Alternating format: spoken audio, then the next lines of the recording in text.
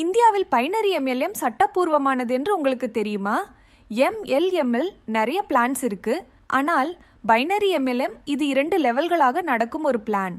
அதாவது உங்கள் கீழ் 2 பேரை சேர்த்து அவர்களும் 2 பேரை சேர்க்க இப்படி முறைப்படி வளர்க்கும் முறையே பைனரி எம்எல்எம்.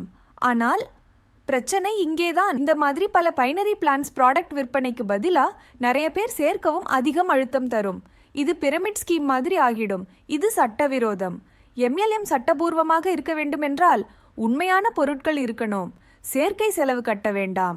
மாத சம்பளம் அல்ல, ப்ராடக்ட் விற்பனையால் மட்டுமே லாபம் வரணும். பைனரி எம்எல்எம்மில் சேருவதற்கு முன்பு கவர்மெண்ட் கைட்லைன்ஸ் படி அந்த நிறுவனம் லெஜிட்டா இருக்கிறதான்னு ரிசர்ச் பண்ணுங்க.